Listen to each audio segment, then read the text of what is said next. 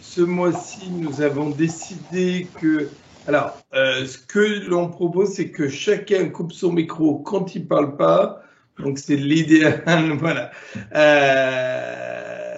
Ce que je vous propose, c'est que ce mois-ci, on a décidé d'organiser le rendez-vous avec comme thème l'ORT.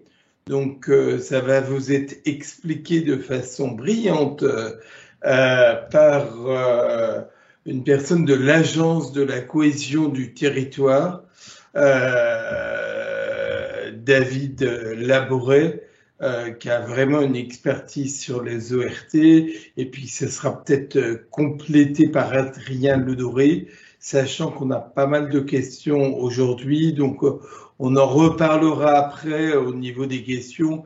L'idée, c'est d'avoir une réponse synthèse de l'ensemble des questions, et puis après que vous ayez un coup de téléphone pour approfondir évidemment la question et avoir tous les détails par rapport à la question. Ce que je vous propose, donc, David Laboret, c'est peut-être de commencer. Sauf si Adrien Ledoré, vous avez un mot à dire, mais...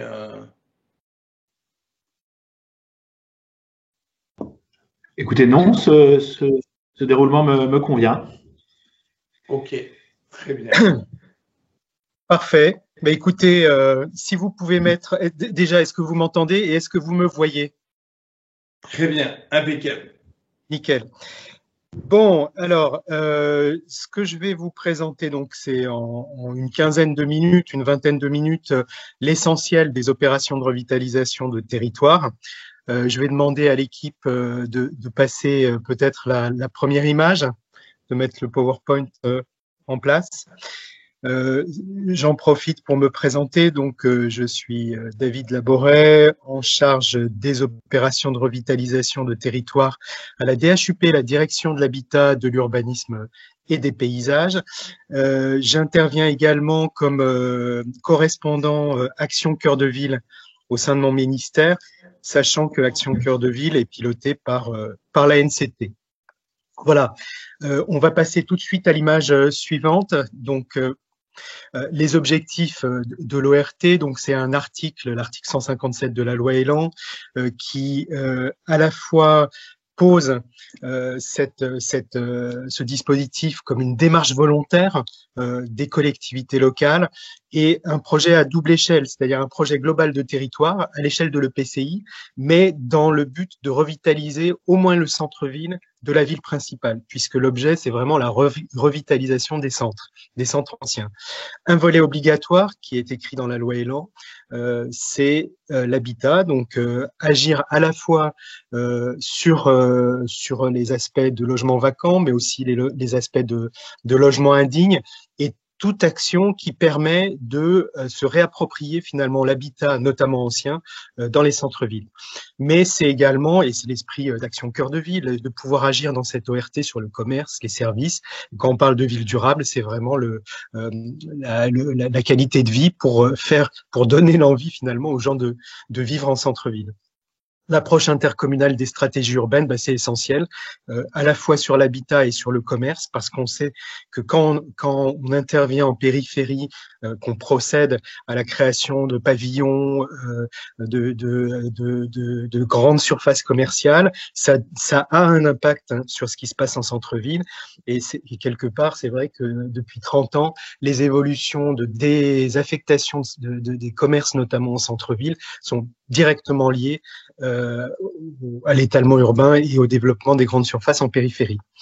Un projet d'intervention formalisé dans une convention, ça c'est important, c'est-à-dire que c'est un lieu, l'ORT, un lieu qui formalise dans un document l'engagement de chacun, au moins des 3 signataires principaux, c'est-à-dire la ville principale de l'EPCI, l'État et l'État, le PCI et la ville principale. Donc, c'est vraiment ce triptyque qui va faire qu'on va avoir un projet d'ensemble, une légitimité politique pour faire projet. Et cette légitimité politique va entraîner une visibilité auprès des financeurs, à la fois pour des aides de droit commun, parce que quelque part cette prime de faire un projet global va être reconnue par les financeurs, et donc on va aller plus favorablement financer un équipement public si cet équipement public rentre dans une stratégie d'ensemble avec une bonne visibilité politique. Une direction de projet, donc c'est évident qu'un chef de projet va porter et va animer l'ensemble des partenaires et rythmer les étapes de fabrication du projet. Et puis l'État est à la disposition des collectivités locales, mais pas seulement à la disposition. Je disais que l'État était signataire par le préfet, mais à la disposition en tout cas pour mettre en place tous les partenariats au sein de la sphère État qui vont contribuer à faire que le projet se réalise. On passe à la slide suivante. Aujourd'hui, mais très rapidement, au 18 janvier, on avait plus de 229 conventions d'ORT signées, c'est-à-dire 374 villes, ce qui veut dire qu'en fait, on a des ORT qui sont intercommunales, avec parfois un couple d'une ville principale et une ville secondaire qui viennent dans l'ORT. 188 villes, Action Cœur de Ville. Donc, on voit que l'essentiel aujourd'hui, non, que la majorité, mais pas l'essentiel, la majorité des villes qui ont signé une ORT sont issues d'Action Cœur de Ville, mais on commence à avoir un relais des petites villes de demain qui vont être intéressées de signer l'ORT et on verra pourquoi. On passe à l'image suivante. Comment on fait une ORT? Eh bien, écoutez, le plus simple, c'est déjà d'avoir l'idée et l'envie de faire projet. Parfois, ça part d'un constat, d'une dégradation des conditions de vie, des affectations des commerces de centre-ville, de l'habitat vacant. Et donc, on se met ensemble pour définir finalement ce qui pourrait être la trame d'une stratégie de reconquête avec les éléments de diagnostic à disposition ou à compléter. Puis, on va fabriquer cette convention d'ORT, on verra les principaux éléments. On fait délibérer l'intercommunalité, la ville principale, voire les autres communes volontaires pour donner mandat à leurs représentants de signer l'ORT et on signe l'ORT. La slide suivante. Aujourd'hui, les conventions d'ORT, finalement, portent des projets qui sont, pour l'essentiel, basé sur des reconquêtes d'habitat en centre-ville via des OPA renouvellement urbain, mais aussi, et vraiment quasi toutes les conventions d'ORT qu'on a pu analyser, on a analysé une soixantaine de conventions, c'est un échantillon de 25% à peu près, interviennent sur le patrimoine, les espaces publics, l'accessibilité, un peu le stationnement aussi, et la création ou la réhabilitation d'équipements publics. Donc, on voit que tous les grands axes de la revitalisation sont impliqués et que derrière ça, on a des actions, et sur le commerce, bien sûr, et on a des actions fortes d'acquisition foncière pour transformer, pour mettre de nouveaux commerces dans des anciennes cellules commerciales qu'on a restructurées ou pour acheter des immeubles entiers qui sont dégradés, qui vont être réhabilités par un opérateur de la ville et être remis en vente ou en location. Voilà, on va passer à la slide suivante. Vous aurez bien sûr le PowerPoint à l'issue de cette rencontre. Qu'est-ce qu'on a dans une ORT? D'abord une durée.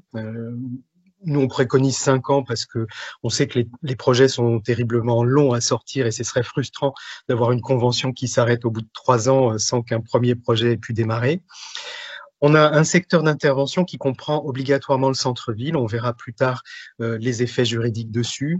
Le contenu, bien sûr, des actions qui sont conclues dans cette ORT et au sein des secteurs d'intervention. Et ces actions comportent un plan de financement. Et puis un comité local de projet, c'est-à-dire toute la gouvernance autour de cette ORT qui doit être effectivement explicitée. On passe à l'image suivante. Alors, le secteur d'intervention, qu'est-ce qu'il est? Aujourd'hui, on a un seul périmètre juridique, c'est le secteur d'intervention de l'ORT, qui doit être suffisamment précis autour pour délimiter le centre-ville dans lequel des effets juridiques vont pouvoir se placer. On peut avoir, et ça c'est la petite vignette du milieu, donc on a en vert le périmètre, je crois que j'avais pris Dreux, le périmètre du centre-ville de Dreux, et de l'autre côté de la gare, on pourrait aussi avoir non pas le centre historique, mais ce qui serait demain le centre si on faisait une action forte, par exemple, de reconquête d'une friche en y mettant une activité culturelle qui va venir rayonner et renforcer le centre-ville. Donc, on a une acceptation du centre-ville qui est dynamique, c'est-à-dire que c'est pas seulement un centre-ville figé dans son histoire, mais c'est un centre-ville en devenir, en mouvement. Ce périmètre doit être suffisamment précis parce qu'il va comporter des effets juridiques et donc il doit être défini, délimité à la parcelle. Mon plan le montre pas, mais il faut vraiment qu'on puisse avoir une portion de rue, une parcelle qui est prise dedans ou qui n'est pas prise dedans. Et puis la dernière vignette tout en bas montre un certain nombre d'actions sur le logement, sur les équipements, l'espace public qui peuvent prendre place dans cette ORT, dans ce secteur d'intervention de l'ORT. On passe à l'image suivante. Et là, on va aborder en fait les effets juridiques. Je vais me contenter de les balayer parce qu'il y en a un certain nombre. L'ORT, vos conventions d'OPA, en fait, l'ORT ne se substitue pas à l'OPA, mais si on a une OPA qui est en cours et qui porte sur ces mêmes objets de réhabilitation du centre-ville, eh bien, on va l'intégrer dans la convention d'ORT. C'est-à-dire, on va avoir un seul comité de pilotage parce que finalement, c'est à peu près les mêmes personnes qui vont réfléchir à la revitalisation des commerces, de l'espace public, du bâti. Et l'idée, c'est de ne pas démultiplier les instances de pilotage parce que c'est affreusement chronophage et d'avoir dans un seul et même document la convention d'ORT en annexe ou dans un autre document. Mais enfin, voilà, que ce soit estampillé ORT. Un des effets, par exemple à Agde et à Lunel, qui sont des ORT depuis peu, on a aujourd'hui une OPA qui a été prolongée de plusieurs années parce que les partenaires finalement financeurs de l'ANA se sont rendus compte non seulement que leur OPA était efficace, mais qu'en plus, et elle venait à échéance, et ce serait dommage qu'elle s'arrête maintenant qu'on agit à la fois sur les autres vecteurs finalement de la revitalisation, comme l'espace public ou les biens et les services, les équipements publics. On passe à l'image suivante. ORT, dispositif de Normandie dans l'ancien, donc c'est un dispositif finalement fiscal qui est dans l'air du temps au moment où on essaye de combattre l'étalement urbain. Eh bien, essayons un peu comme l'économie circulaire le propose de se repositionner sur ce qui existe, c'est-à-dire le bâti ancien, en donnant une sorte de prime à la rénovation en vue de louer. Et donc, ce dispositif fiscal d'aide à l'investissement locatif a été prévu pour les communes ACV de droit, mais aussi pour toute autre commune qui est signataire d'une ORT et certaines villes en PNR4. C'est une réduction d'impôt de 12 à 21% en fonction de la durée de location, avec des taux un peu différents en Outre-mer. La limite est de 300 000 € de coût d'opération et les conditions sont que au moins 25% de ce coût d'opération doit être consacré à des travaux, et notamment des travaux d'économie d'énergie, mais pas seulement, aussi d'aménagement ou de création de nouvelles surfaces dans la maison. On passe à l'image suivante. Autre dispositif très important sur le logement, on revient à l'image d'avant, le DIF et la VIR. En fait, l'idée, c'est que dans des secteurs notamment détendus, on a peu d'opérateurs et donc qu'on puisse trouver un opérateur public, parapublic ou privé qui va prendre en charge une réhabilitation d'ampleur à l'échelle d'un immeuble, rénover les logements, prendre la subvention de l'ANA, qui est normalement donnée à des ménages pour rénover leur logement. Là, c'est un opérateur, c'est une sorte d'intermédiaire qui va requalifier l'immeuble, vendre les logements ou les louer. Les louer, c'est le DIF, le dispositif d'intervention immobilière et foncière, qui a été testé sur Saint-Étienne. Et la VIR, c'est de la vente d'immeubles à rénover, c'est-à-dire cet opérateur va vendre les logements avant même leur rénovation, mais avec un cahier des charges de rénovation, à des ménages qui achètent pour y habiter en accession sociale, ou bien qui vont louer à un prix sous plafond de l'ANA. L'idée, c'est de faire démonstration et d'être pionnier dans des marchés qui sont détendus en montrant que quand on a des bonnes rénovations faites par des professionnels, on peut trouver acquéreurs ou locataires. Nevers est en train de tester ce nouveau dispositif puisque en fait, on a une instruction de l'ANA qui est sortie en janvier 2021. Donc, il y a plusieurs villes qui sont sur les starting blocks pour tester ce dispositif. Alors, la VIR est en OPA-RU et en ORT, tandis que le DIF, pour l'instant, est en ORT exclusivement. On passe à l'image suivante. Plusieurs dispositifs sur l'urbanisme. Donc là, c'était une demande de l'ANEM, l'UNEM, pardon, qui était de pouvoir avoir un permis d'aménager sur plusieurs sites, sur des parcelles non contiguës, de manière en centre-ville à avoir une opération qui est un peu excédentaire et qui va venir équilibrer des opérations déficitaires. C'est un dispositif qui est temporaire, qu'on teste sur 5 ans. Pour l'instant, j'ai pas eu de remontée de cas comme celui-ci. Pareil pour le droit d'innover. Donc, l'idée, c'est de pouvoir contourner les règles ou du moins de déroger aux règles opposables à la construction, dans le code de la construction, de l'urbanisme, mais tout en poursuivant finalement les objectifs de ces règles et de faire démonstration qu'on arrive à obtenir les mêmes résultats. Pareil, j'ai pas eu vraiment de remontée aujourd'hui. En revanche, ORT service public, ça c'est un élément important et je crois que plusieurs communes en ORT ont commencé à en bénéficier. C'est qu'un service public qui doit déménager doit obligatoirement prévenir le maire et le président de l'EPCI 6 mois avant le départ, de manière à pouvoir être dans une négociation et éclairer les élus pour pas qu'ils soient mis sur le fait accompli. On passe à l'image suivante. Les autres effets de l'ORT, un des effets très importants, c'est, je vais directement au deuxième, ORT commerce en centre-ville, c'est de pouvoir déroger, s'abstenir de passer en CDAC, c'est-à-dire de ne pas demander une autorisation d'exploitation commerciale quand on est une grande surface qui vient s'implanter en centre-ville. Aujourd'hui, pour toute surface de plus de 1000 m², il faut demander une autorisation. Grâce à l'ORT, une grande surface qui va être finalement locomotive du petit commerce en centre-ville va se dispenser de cette CDAC. Alors, le maire peut néanmoins demander à ce qu'il y ait quand même un passage en CDAC pour des surfaces alimentaires à partir de 2500 m². Mais si c'est en dessous de 2500 m², de droit, on passe sans CDAC. Donc, c'est donner quelque part une prime à l'installation en centre-ville quand on sait que c'est plus compliqué que de s'installer en périphérie sur de la terre agricole parce qu'il y a des règles d'urbanisme qui sont plus strictes, parce que on s'intègre dans un tissu ancien, il y a des difficultés de logistique, de stationnement, etc. Agen a réussi à convaincre Grandfrais, je crois, de s'installer dans une ancienne friche en centre-ville plutôt que de se développer en périphérie comme Grandfrais le souhaitait. Suspension des projets commerciaux en périphérie, eh bien, on a des villes qui ont fait jouer via le préfet ce droit de suspendre pendant 3 ans tout projet parce qu'ils considéraient que c'était une menace pour leur projet de revitalisation commerciale dans l'ORT. Saint-Dié, Blois, Limoges. Et puis le premier point, l'ORT droit de préemption, c'est surtout finalement donner corps par le projet d'ORT, qui est un projet global, au droit de préemption urbain qui peut être contesté par des pétitionnaires. Lisieux, notamment, est en train de préparer un droit de préemption qui peut être renforcé sur des surfaces commerciales, des surfaces artisanales également. On passe à l'image suivante. L'ORT est un dispositif qui s'enrichit et se renforce.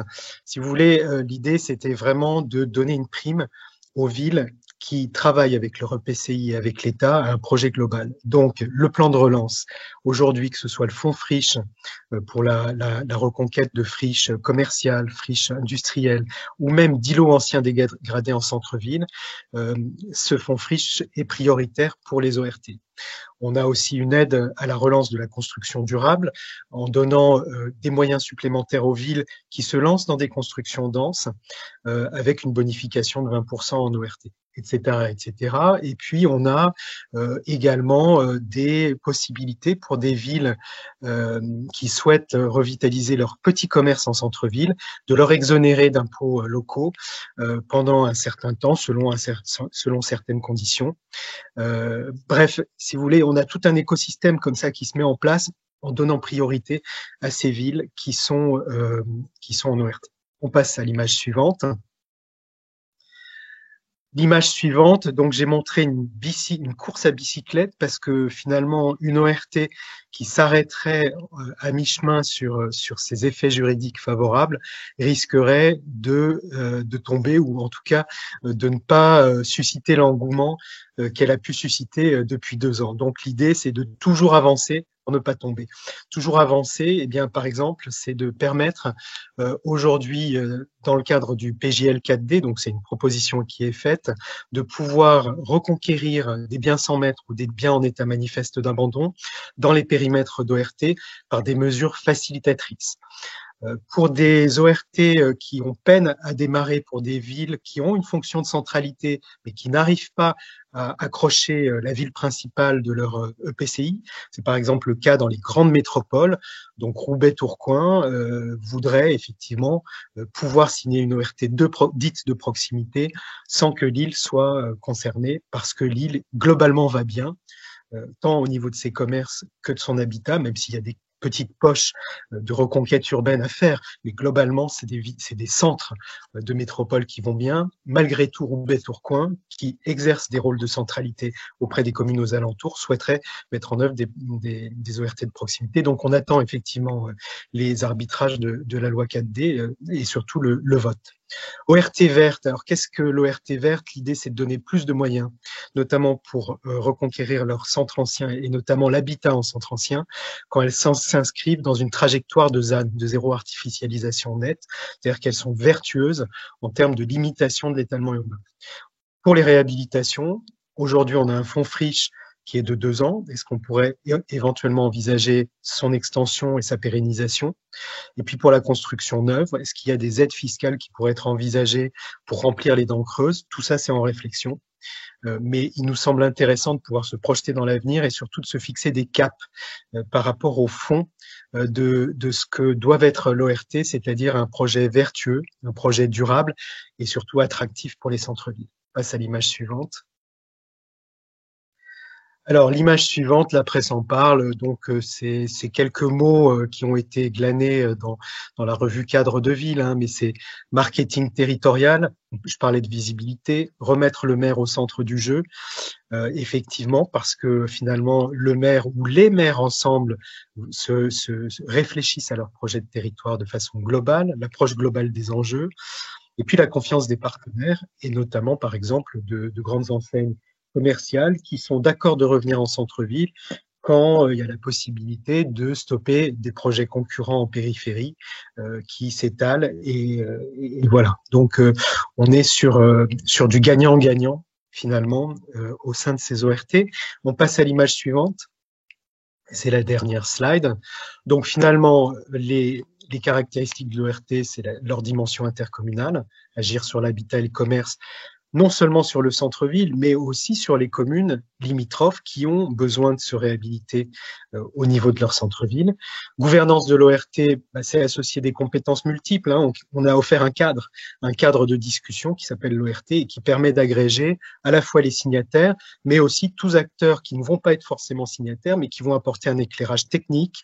Je pense aux notaires ou aux agences immobilières. À un moment donné, c'est intéressant qu'on puisse les entendre, voire même des industriels qui possèdent du foncier et qui ont des choses à dire ou des choses à proposer, etc. etc.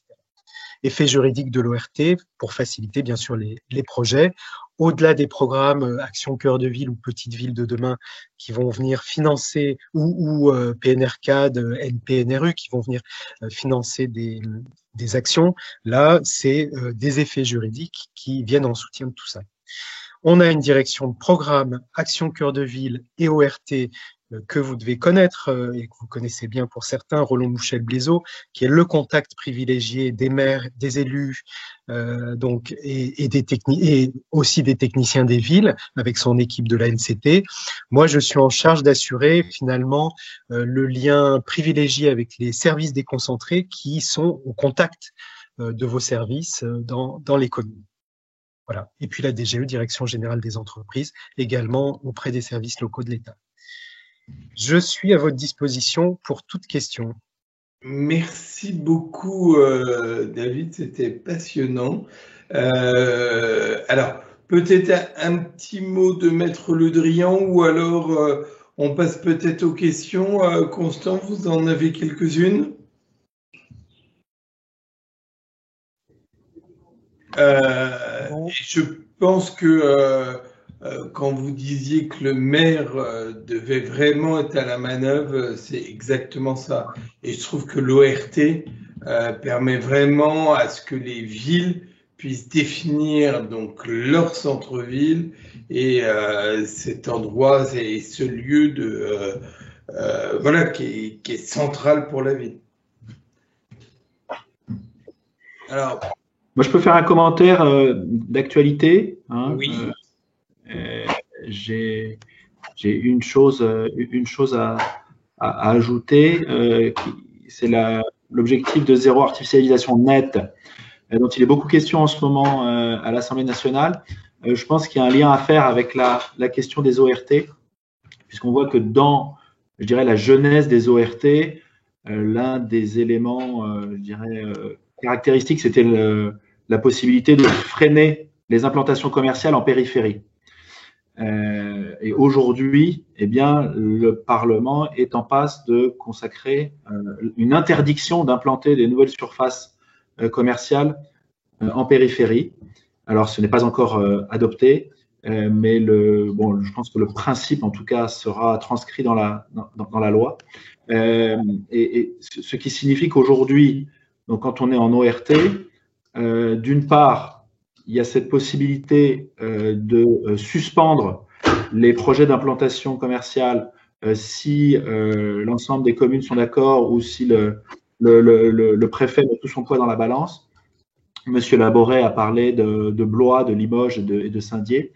Et aujourd'hui, il y a, je dirais, une disposition générale qui freine ou qui devrait freiner de manière importante les implantations commerciales en périphérie. Voilà. Alors, c'est un sujet compliqué parce qu'il y a en même temps des dérogations et les ORT pourront bénéficier de dérogations.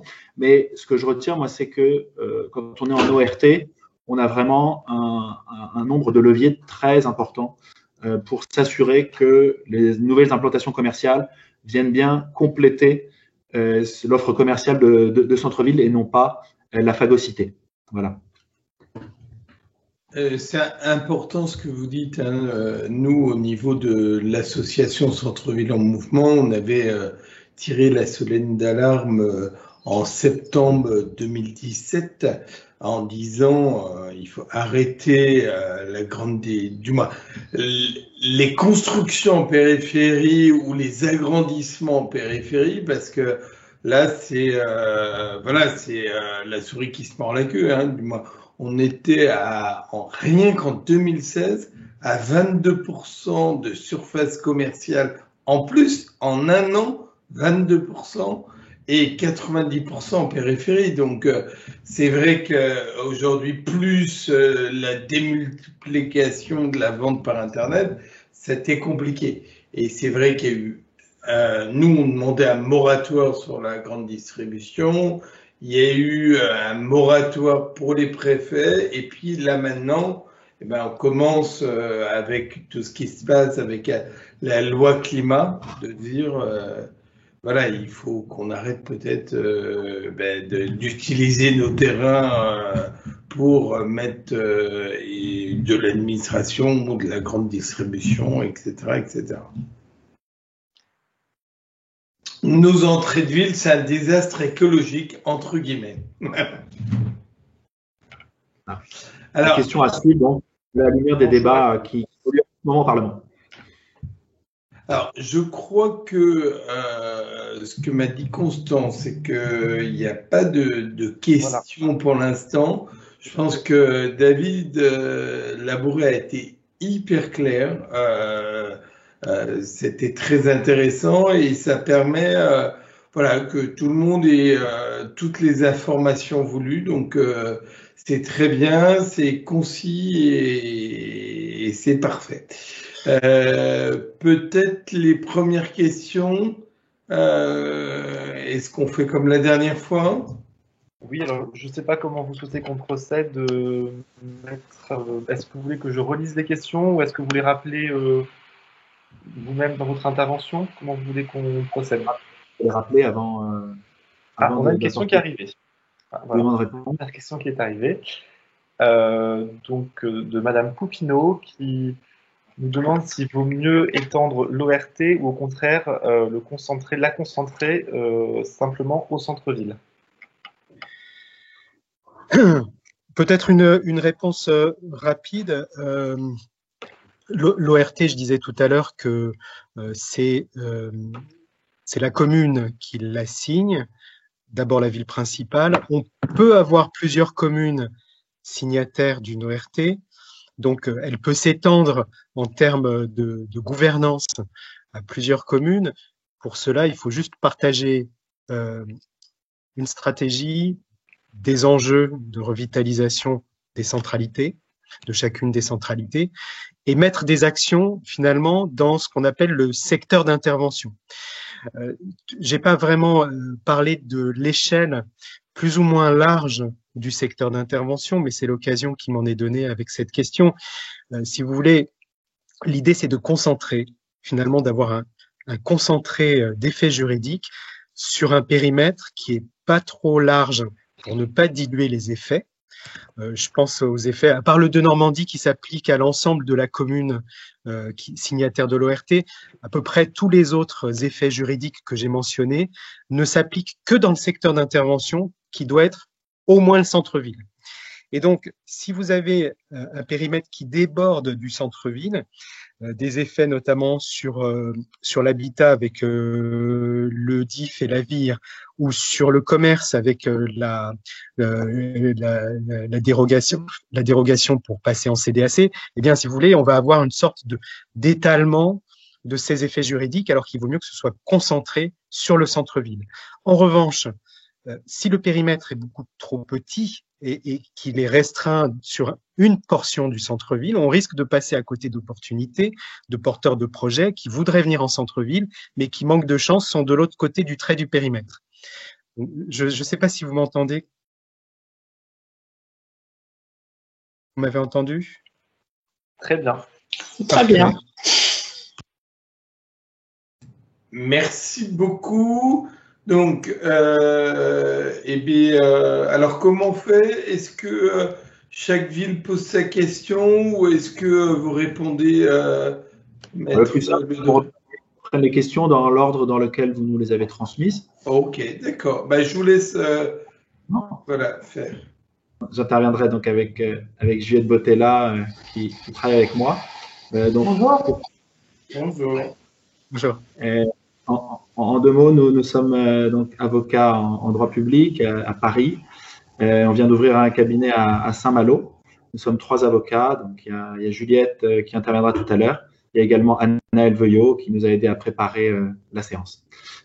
Voilà, la première question concernait le droit de préemption urbain. C'est une question de la ville d'Issoire. Je ne sais pas si la personne est présente. Mais peu importe, de toute façon, ce sont des questions. Bonjour. Bonjour. Une question concernant la possibilité pour la ville de s'engager à céder un bien dont elle n'est pas encore propriétaire, puisque la cession, le bien est aujourd'hui propriété de l'établissement public foncier local et la cession à la ville est en cours. C'était la première question. Pour nous, donc, du point de vue du droit civil, il n'y a pas d'objection à ce que la ville s'engage à céder le bien une fois qu'elle en sera devenue propriétaire. Évidemment, aujourd'hui, elle ne peut pas céder un bien qui n'est pas sa propriété, mais elle peut s'engager à céder le bien sous conditions suspensives d'en devenir propriétaire. Pour nous, il n'y a pas d'obstacle. Je pense que les notaires savent rédiger ce genre d'acte. Il faudra seulement préciser dans l'acte où en est la cession, la première cession de l'EPFL vers la ville. Expliquer qu'il y a bien une convention avec l'EPFL, que l'EPFL a acquis dans l'intérêt de la ville, que la cession est en cours de finalisation et que la ville, dès qu'elle en sera devenue propriétaire, cédera le bien aux commerçants. Donc, on pourrait convenir aussi du prix du bien, apporter le maximum d'éléments pour que le commerçant puisse effectivement faire valoir cette promesse de la ville auprès de ses partenaires. On pense aux banques et également vous mentionniez un architecte. Oui, merci pour votre réponse. Du coup, c'est vrai qu'on n'avait pas cette information-là. On va faire une promesse de vente en ce sens-là. Par rapport au prix, du coup, j'avais dû poser la question également, est-ce un prix avec TVA ou TVA sur marge? Le prix que nous allons proposer aux commerçants. Alors, vous aviez effectivement posé la question, mais il y avait, je dirais, c'est une question à double détente. D'abord, quel prix est-ce que vous proposez à l'ancien propriétaire et à l'acquéreur évincé? Oui. Et ensuite, quel prix vous proposez aux commerçants? C'est ça? C'est ça. Alors ça, c'est assez technique. Donc, je vais juste vous donner, je dirais, quelques éléments. Aujourd'hui, quand une préemption est remise en cause ou quand les motifs qui l'ont justifié ont disparu et que la ville veut quand même poursuivre la cession donc au profit d'un partenaire privé, donc la question se pose de savoir à quel prix est-ce qu'on propose la reprise du bien au propriétaire initial et, s'il n'est pas intéressé, à l'acquéreur évincé. Donc, les textes sont assez flous, mais le Conseil d'État est venu préciser un peu les choses déjà en affirmant un principe général. Il faut remettre les parties dans des conditions les plus proches possibles de la transaction initiale. Bon, ça ne nous donne pas beaucoup d'indices, mais on comprend la philosophie. Et ensuite, il faut éviter tout enrichissement injustifié. Bon, une fois qu'on a dit ça, le Conseil d'État est plus précis et il nous dit on peut intégrer au prix les travaux indispensables qui ont dû être faits sur le bien pour le conserver. Ça, on peut donc ajouter au prix initial les travaux qui ont donc été financés par la collectivité publique et qui doivent être payés par donc soit le propriétaire initial, soit l'acquéreur évincé. Donc, premier élément qui peut être répercuté. Deuxième élément qui peut être répercuté, les travaux utiles qui augmentent la valeur vénale du bien, donc qui augmentent son agrément. Donc ça aussi, c'est mentionné par le Conseil d'État. En sens inverse, le Conseil d'État estime qu'on ne peut pas répercuter la hausse du coût de l'immobilier sur le marché local. Donc le Conseil d'État se focalise sur, je dirais, les caractéristiques intrinsèques du bien et abstraction faite du marché immobilier. Voilà ce que je peux vous dire dans ce cadre. Si vous souhaitez qu'on développe, n'hésitez pas à me contacter. Ok, très bien, je vous remercie, maître. Je vous en prie.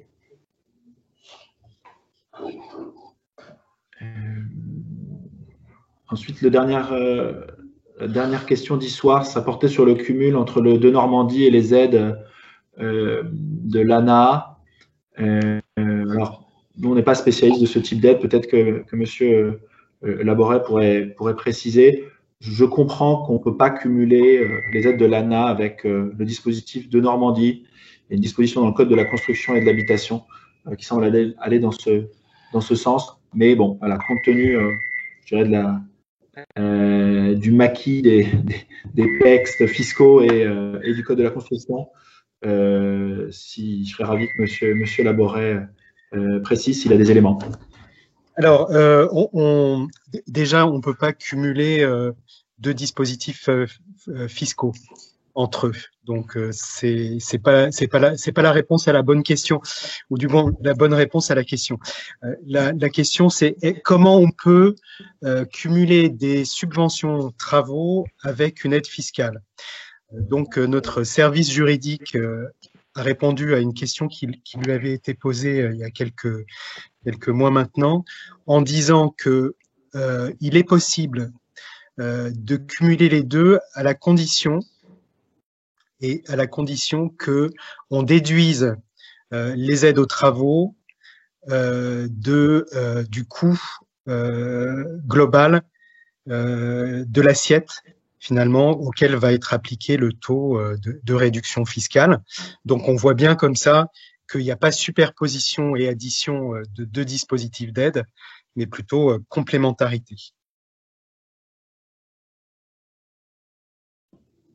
Merci beaucoup. Ça me paraît parfait. On passe peut-être à l'autre question. Juste, pardon, excusez-moi si je peux compléter ce que je viens de dire. Il y a également des conditions cumulatives, c'est-à-dire que les plafonds de loyer de l'ANA et les plafonds du de Normandie dans l'ancien, c'est le plafond le plus bas finalement qui doit être appliqué. Donc on voit qu'il y a une coordination des conditions de telle manière que ce soit la condition la plus contraignante qui emporte pour les deux dispositifs.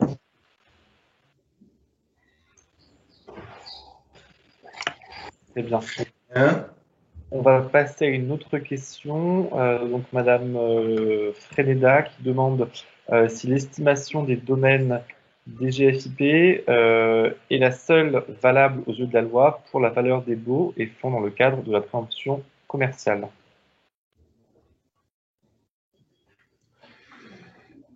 Pour la valeur des baux et fonds dans le cadre de la préemption commerciale.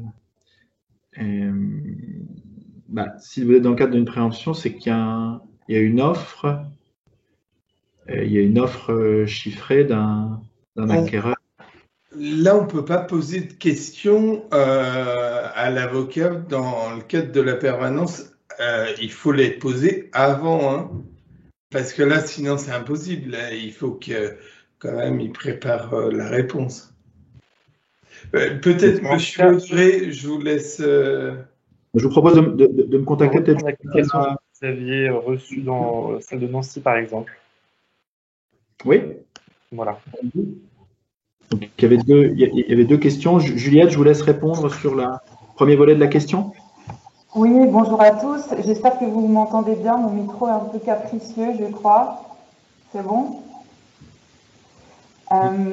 Alors, oui, le premier volet de la question de Nancy portait sur le contenu des enseignes commerciales.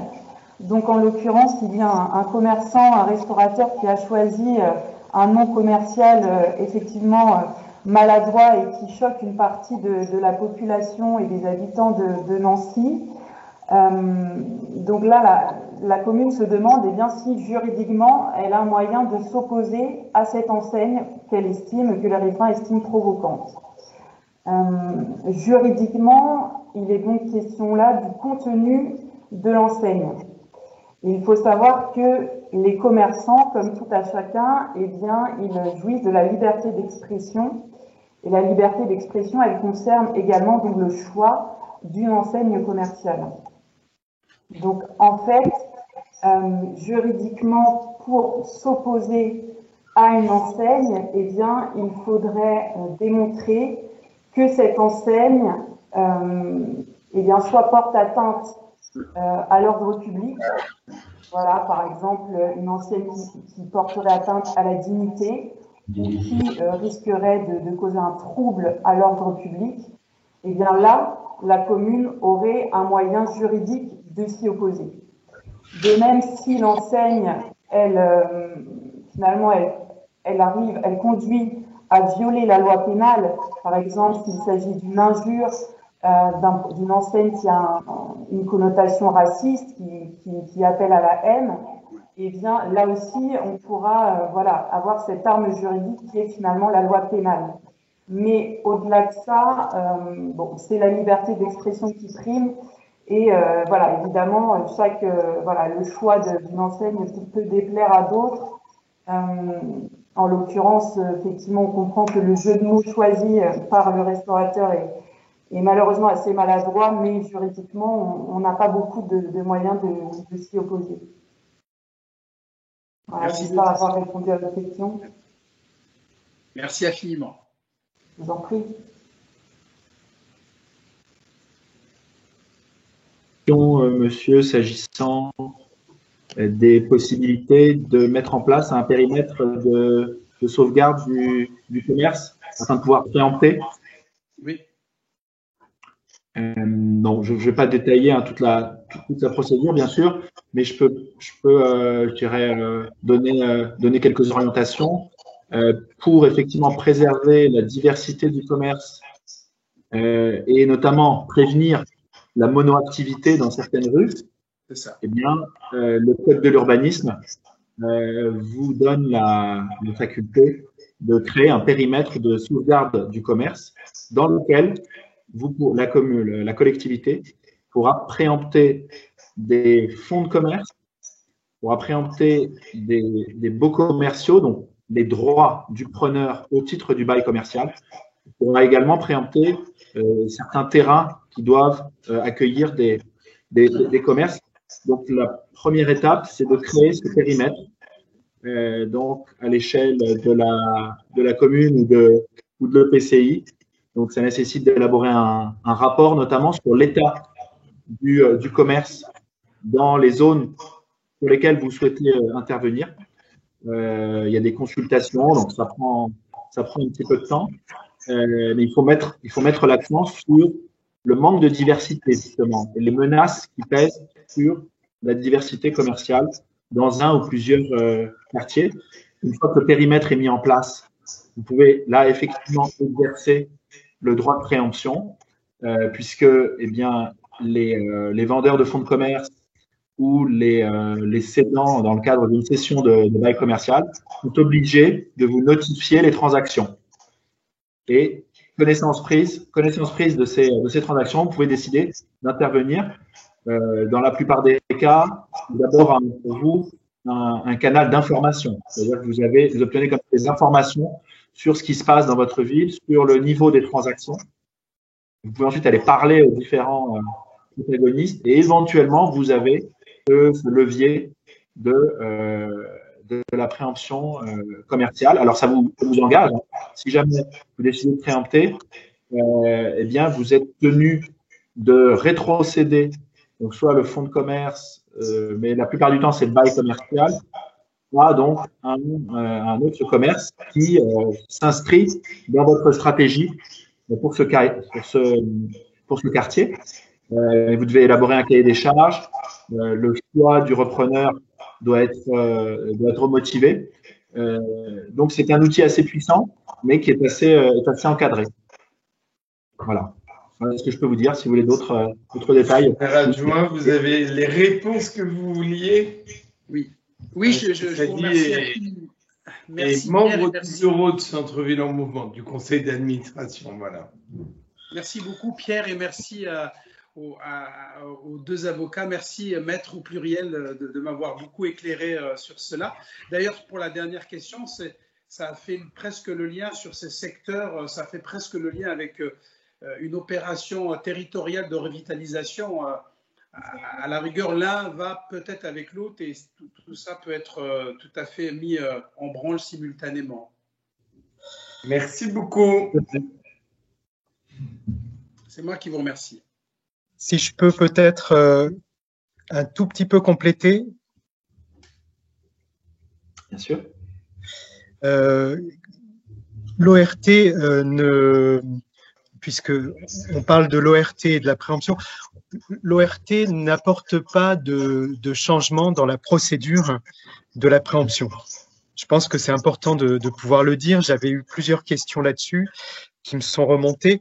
L'ORT ne change pas finalement le processus que vous avez esquissé sur la manière d'instaurer un périmètre de préemption, de le justifier, de faire le diagnostic. Donc, l'ORT est transparente par rapport à cette procédure qui doit se réaliser selon les règles qui ont été définies par le Code de l'urbanisme. Simplement, l'ORT va faciliter l'argumentaire puisqu'on se situe bien dans un cadre de revitalisation globale où le commerce va être un élément parmi d'autres et où on va pouvoir confirmer finalement cette action spécifique sur le commerce en la mettant en perspective avec les autres axes de la revitalisation. Dans la convention d'ORT, on doit mentionner aussi le concessionnaire, par exemple, qui porterait la préemption pour le compte de la ville. Voilà, c'est juste ce que je voulais confirmer. Compléter. Merci pour ce complément. Ça veut dire vraiment que l'ORT peut avoir un intérêt parce que ce qu'a dit Adrien Medoré, c'est c'est la loi. Et puis, c'est vrai que l'ORT apporte un petit plus par rapport à ça, à cette question. Alors, je vous laisse continuer. Oui, ben on reste sur des questions de préemption. C'était une question posée par la ville de Meaux. Juliette, je vous laisse présenter nos éléments de réponse. Oui, donc la ville de Meaux nous demandait si dans le cadre d'une cession qui intervient à la suite d'une liquidation judiciaire, eh bien, est-ce que la déclaration d'intention d'aliéner, la DIA, doit être notifiée à la commune? Donc là, ça va dépendre naturellement de l'objet de la liquidation judiciaire, puisque si la cession porte sur un fonds de commerce ou sur un bail commercial qui se situe, enfin qui concerne un local ou un commerce qui se situe dans un périmètre protégé, et bien là, évidemment, vu que la commune elle a un droit de préemption, la DIA devra bien lui être notifiée. Donc c'est en fait le liquidateur judiciaire qui, 30 jours au moins avant la signature de l'acte de cession, va devoir notifier la future cession à la commune afin qu'elle exerce ou non son droit de préemption. Mais par contre, si la liquidation judiciaire, elle porte sur, par exemple, des parts d'intérêt, on a par exemple des liquidations qui portent sur, la cession porte sur des actions de la société qui permettent de bénéficier d'un local, d'un emplacement dans une zone commerciale, par exemple. Et bien, pour ces actifs-là, pour ces actions-là, le droit de préemption de la commune ne peut pas s'exercer. Donc là, évidemment, il n'y aura pas de notification de DIA.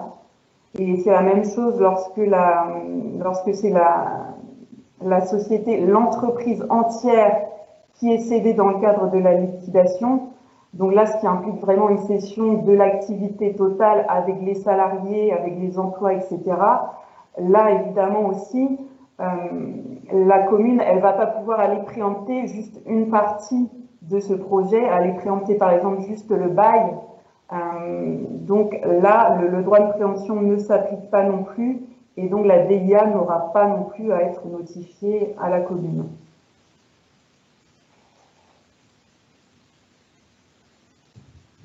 Très bien. Vous aviez non, c'est bon. Oui, j'ai terminé sur ce point. Vous avez la réponse que vous vouliez?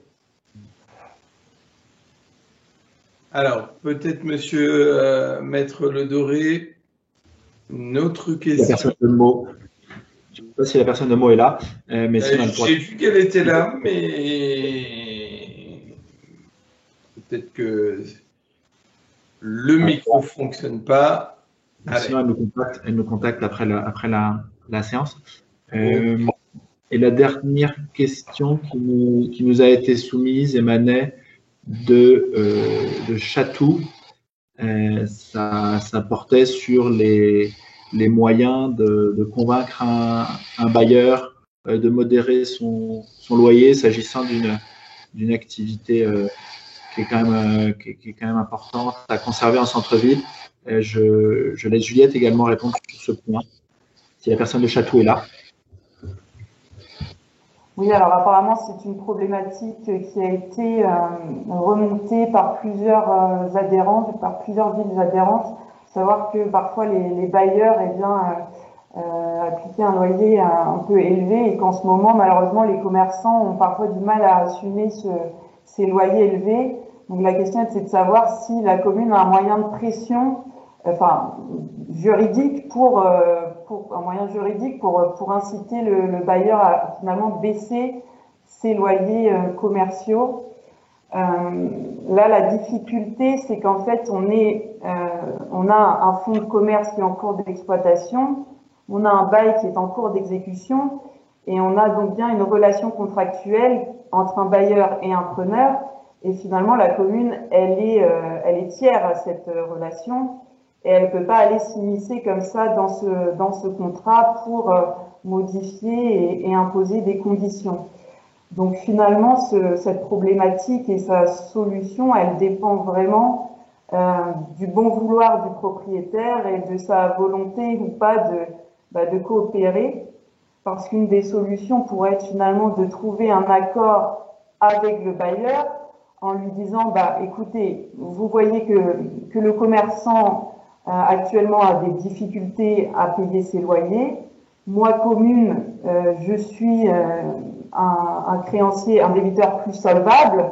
Je vous assure une pérennité de la relation commerciale. Dans ce cas, je vous propose de devenir votre payeur, mais en contrepartie de cette stabilité que vous aurez, eh bien, vous baissez le loyer.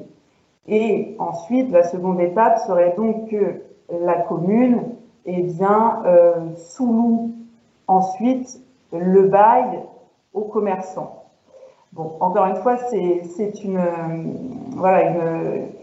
chose qui dépend du bon vouloir du propriétaire. Donc, on a cru comprendre que malheureusement, les bailleurs n'étaient pas forcément très compréhensifs. Mais c'est une des pistes qui peut être étudiée. Après, évidemment, pour soutenir les commerçants, actuellement, il y a la possibilité d'accorder des subventions. La commune pourrait décider d'aider tel commerce à honorer ses loyers, en lui accordant une subvention. Apparemment, j'ai cru comprendre que plusieurs communes avaient adopté cette solution et voté ce genre de subvention. Mais bon, c'est une solution qui permet pas de résoudre de façon pérenne la problématique finalement de ce montant des loyers. Et la troisième chose qui peut être rappelée aux propriétaires, aux bailleurs, c'est que le pouvoir réglementaire et le législateur a mis en place quand même des dispositifs fiscaux qui sont incitatifs pour,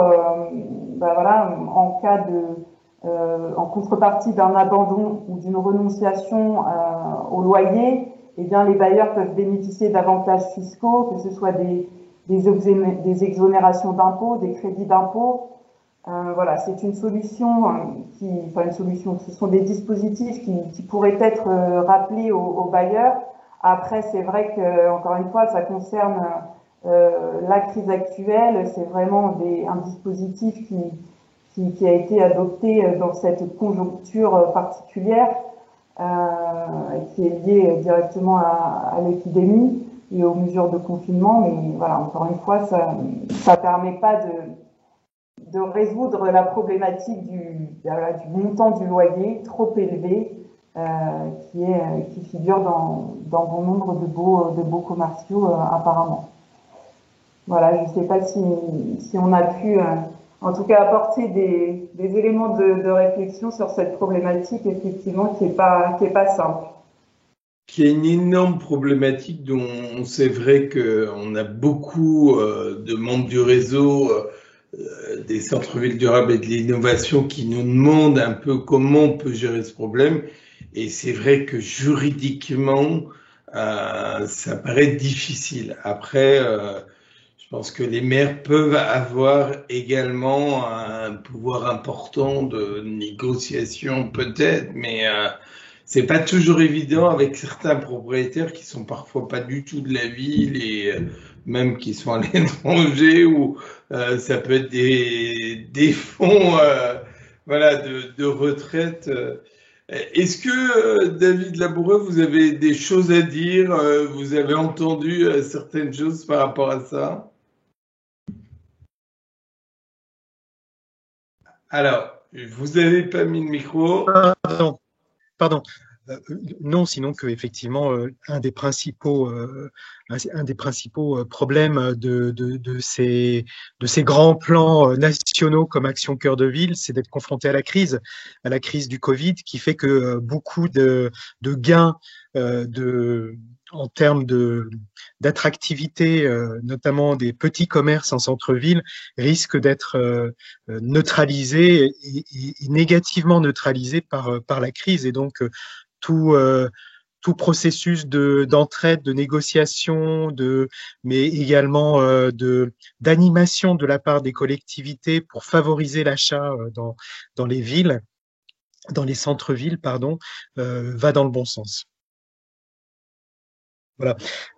J'en profite également pour dire que je pense qu'il y a eu une sorte de révolution intellectuelle il y a quelques années, dans le sens où pendant longtemps on a considéré que les grandes surfaces étaient préjudiciables aux petits commerces et donc on essayait de les éloigner du centre-ville en se disant que les grandes surfaces ne jouaient pas avec les mêmes atouts que le petit commerce et du coup pouvaient pratiquer des prix plus bas et du coup tuer le petit commerce en centre-ville.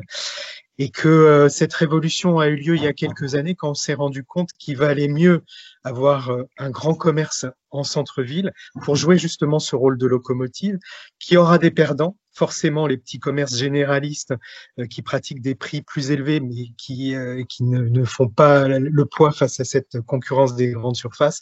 En revanche, les grandes surfaces peuvent jouer ce rôle de locomotive auprès de petits commerces beaucoup plus qui apportent un service, qui apportent une qualité en termes de produits ou de conseils, etc., en étant complémentaire à l'offre qui est en grande surface. Donc voilà, cette révolution a été difficile à faire, mais je pense qu'aujourd'hui, c'est rentré dans les esprits. Oh, on part sur un débat long, mais c'est vrai que voilà, il y a des choses qui sont en train de se passer et le consommateur consomme différemment également. Et c'est formidable quand on voit que, par exemple, dans le dernier sondage qu'on a fait avec le CSA, Claire Chanel, le baromètre, que 9 Français sur 10 considèrent que de faire ses courses en centre-ville est un acte citoyen. Donc voilà, on est en train de révolutionner, de changer les... Et là où vous avez raison, c'est que c'est des locomotives également, la grande distribution, mais il faut un bon équilibre entre grande distribution et il vaut mieux les avoir en centre-ville qu'à l'extérieur, en périphérie, où ça pollue ou en termes de... Voilà, de rejet carbone et tout, ça peut nous coûter cher. Et puis les Français aiment bien maintenant les circuits courts, donc tant mieux, et les marchés et tout. Et après, le maire a dans la main effectivement un certain nombre d'outils et la convention d'ORT en est une pour imposer par exemple un seuil de passage en CDAC s'il le souhaite, comme je le disais tout à l'heure, pour des commerces de plus de 5000 mètres carrés si c'est des commerces non alimentaires ou plus de 2500 mètres carrés si c'est des commerces alimentaires, à faire jouer avec les règles du plus, etc., etc. Voilà. Il faut juste savoir que la grande distribution souhaite évidemment, on l'a vu avec au niveau des marques, maintenant vous avez Carrefour City, vous avez Franprix, vous avez à deux pas et tout, et tout le monde fait beaucoup de choses. La grande distribution est également en train de se recentrer différemment. Est-ce que, Constant, est-ce qu'il y a au cas où 2-3 questions, mais même si on n'y répond pas cette fois-ci, parce que il faut quand même que ce soit préparé avant, mais peut-être posez-le pour information. Oui, on avait une question supplémentaire qui concernait le PLU et qui était de savoir si ce PLU pouvait compléter le droit de préemption. Voilà. Et après, nous avons fait le tour des questions. De toute manière, nous en avons noté quelques-unes à l'écrit et elles seront transmises à l'issue de la permanence. Est-ce qu'on peut répondre à cette question ou non? Pas pour l'instant. Non. Sur le PLU, je ne suis pas persuadé qu'on puisse, je dirais, renforcer la préemption par une solution ad hoc dans le PLU. Il y a un élément dans le PLU qui concerne la préservation des linéaires commerciaux. Donc, il faut s'assurer qu'il y ait une bonne articulation, effectivement, entre la stratégie qui est menée en matière de préservation de la diversité du commerce, donc la préemption commerciale, et les linéaires commerciaux.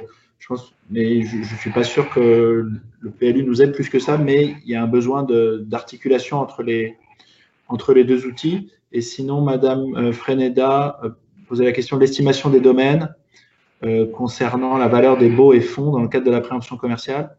Alors, c'est un élément utile, mais le débat il va d'abord se centrer autour du prix qui a été proposé au cédant. Et si ce prix ne convient pas à la collectivité, eh bien, là, il y a la possibilité de saisir le juge judiciaire, le juge de l'expropriation, pour fixer le prix. Et un des éléments d'estimation du juge pourrait être effectivement l'estimation des domaines, mais l'estimation des domaines, pour moi, n'interviendra pas directement. Alors, juste par rapport à la préemption de fonds de commerce, la préemption de murs commerciaux, la ville peut préempter sans problème. Par rapport à la préemption de fonds, c'est vraiment, alors là, c'est pas du juridique, hein, parce que juridiquement, on peut le faire, mais nous, on le conseille vraiment en dernière limite. Ça doit être un outil pour faire peur à la personne qui vend, mais c'est très compliqué, hein, parce que la ville doit gérer les salariés qui sont en place. Je vous donne un exemple d'une ville de la Garenne qui avait dû, ils avaient préempté une boucherie. Et ben c'est la maire adjointe, parce qu'ils se sont aperçus qu'il y avait des problèmes dans la caisse et tout, qui a dû tenir la caisse les vendredis, samedis, dimanches, du moins. C'est un truc de ouf, du moins. C'est vraiment difficile. Donc, je pense que c'est vraiment la dernière. Ou alors, le personnel, par exemple, quand vous préemptez un restaurant, eh ben, le personnel, il faut en faire quelque chose, puisque c'est la ville qui est propriétaire du fonds de commerce, et donc on les met dans le self municipal ou dans la restauration municipale, et c'est vrai, et à juste raison, on travaille pas le soir et tout, et c'est peut-être plus facile de dire, je reste sur ce poste que vous m'avez donné. Donc, je pense que c'est compliqué, mais voilà, peut-être que il faut l'utiliser en dernier recours. Voilà. Je pense qu'il y a la possibilité de la location-gérance. La commune peut, en attendant de trouver un repreneur, donner le fonds en location-gérance. Oui, vous m'avez entendu ? La commune peut donner le fonds en location-gérance. Voilà. En attendant de trouver le bon repreneur à ses yeux. Et ça permet. Mais il faut trouver quand même, et vous avez entièrement raison, mais c'est vrai qu'il faut trouver des personnes qui veulent bien en location-gérance faire des métiers, parce que c'est bien souvent des commerces de bouche ou des restaurateurs. Voilà, qu'on veut garder dans le périmètre du centre-ville.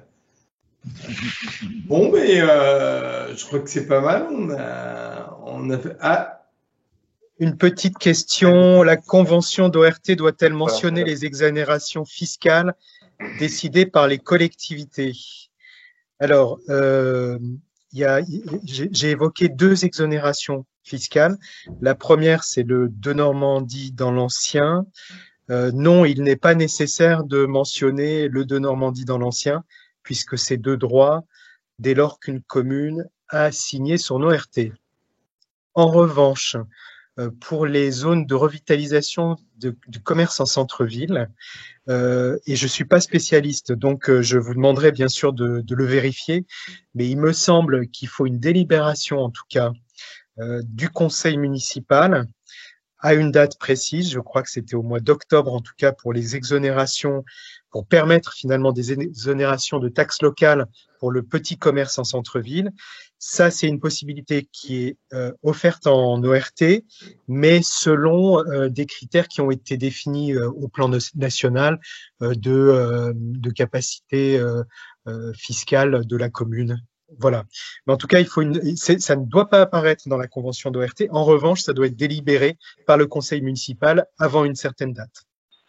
David Labouret, j'ai une question, mais sur laquelle je connais un peu la réponse, mais je trouve que c'est important, c'est de savoir si on est membre d'une métropole ou d'une agglo, d'une communauté de communes, est-ce qu'on peut faire son ORT voté en conseil municipal, bien que parfois la partie commerce, la partie centre-ville est sous la responsabilité de la métropole.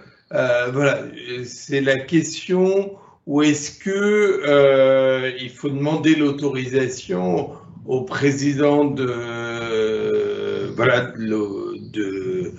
la métropole ou de l'agglo.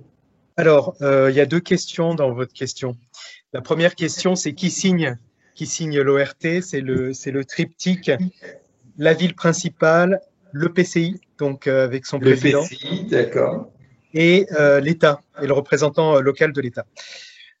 Quand on est dans une métropole, la question c'est est-ce que la ville principale donc de cette PCI métropolitain est destinée à signer une ORT? Autrement dit, est-ce qu'il y a un besoin d'avoir la ville-centre comme signataire de la métropole parce que la ville-centre connaît des problèmes majeurs et globaux de dévitalisation de leur commerce, de ses commerces ou de son habitat. Prenons par exemple Saint-Étienne qui est une métropole. On sait qu'à Saint-Étienne, il y a des vrais problèmes d'attractivité de son centre-ville. Donc, il faut effectivement que Saint-Étienne et Saint-Étienne souhaite s'engager dans une ORT, puisse prendre contact avec les services de l'État aux côtés de la métropole pour signer l'ORT. Par contre, une métropole comme la métropole du Grand Paris, la ville principale c'est Paris, on n'est pas du tout dans le cas de figure d'une dévitalisation généralisée du cœur de l'agglomération. On a des discussions aujourd'hui dans le cadre de la loi 4D pour instituer des ORT de proximité qui permettraient, par exemple, à certaines métropoles qui sont de taille très grande comme la métropole Aix-Marseille-Provence, de pouvoir s'exonérer de la signature de Marseille dans un premier temps si à Salon de Provence, on souhaite rapidement signer une ORT, sachant que Salon de Provence était la ville principale de l'ancienne EPCI qui compose aujourd'hui l'agglomération. Mais ça, c'est parce qu'on est dans le cas de figure d'une métropole qui prend 95% du département des Bouches-du-Rhône. Voilà. Lille avec Roubaix-Tourcoing est aussi dans un cas de figure qui est en réflexion justement dans le cadre de la loi 4D pour permettre à ces villes comme Roubaix d'exercer un rôle de centralité et en même temps de se revitaliser sans avoir besoin que la ville de Lille, qui globalement au niveau de son centre-ville va plutôt bien, est assigné l'ORT. Donc, vous voyez, c'est des sujets qui sont mouvants, qui nécessitent des arbitrages qui ne sont pas encore rendus au niveau du Parlement, mais qui vont apparaître. En tout cas, oui, triptyque, c'est vraiment EPCI, ville principale, l'État et toute autre collectivité qui joue le jeu, c'est-à-dire qu'il y a un problème de dévitalisation sur son cœur de ville, mais qui dans le même temps s'engage à ne pas faire de l'étalement urbain et à concurrencer les fonctions de centralité de la ville principale. D'accord. Donc, c'est un peu compliqué. C'est pas simple. C'est pas simple, mais les services locaux de l'État sont là aussi pour donner un petit peu ce sens à cette ORT, c'est-à-dire que on met ensemble, alors hormis la question des grandes métropoles qui est un cas à part, mais sur 80% finalement des situations, on a quand même cette évidence qui est d'avoir les bons acteurs autour de la table pour définir un projet à la bonne échelle, c'est-à-dire aussi bien sur le commerce que sur l'habitat. Ok. C'est parfait. Moi, je vais conclure pour vous dire merci à vous tous. Merci aux intervenants d'avoir répondu à toutes ces questions importantes. Nous aurons le premier jeudi du mois de juin une permanence juridique. Donc dès à présent, si vous avez des questions, vous pouvez nous les poser, on les remettra à Maître Le Drian. Voilà, et un grand merci, et puis à très bientôt. Je vous juste pour information, nous aurons le 14 avril prochain à 15h avec Philippe Laurent, le président, et puis d'autres personnes comme normalement nous devrions avoir la ministre Jacqueline Groux. Donc c'est en visioconférence. On va lancer pas mal d'auditions sur la partie du numérique. On parle beaucoup de numériser, de la vente en ligne, du commerce de proximité. Et pour nous, c'est très important de savoir où on en est. On a certains élus qui nous disent il faut pas trop en faire non plus parce que les commerçants jouent pas toujours le jeu. Et puis, le but quand même, c'est de garder le lien social et que ce soit pas que des réserves à faire de la livraison. Donc, je pense que c'est intéressant. C'est pendant un mois, donc on va profiter de ce mois un peu de confinement où on est tous les uns les autres un peu dans cette crise sanitaire pour parler de ce sujet. Et nous publierons un livre blanc comme on avait fait lors du premier confinement l'année dernière. Voilà, et à la même époque également. Voilà, merci beaucoup, merci à tous et puis merci de votre présence à vous tous. Au revoir. Au revoir. Au revoir. Au revoir.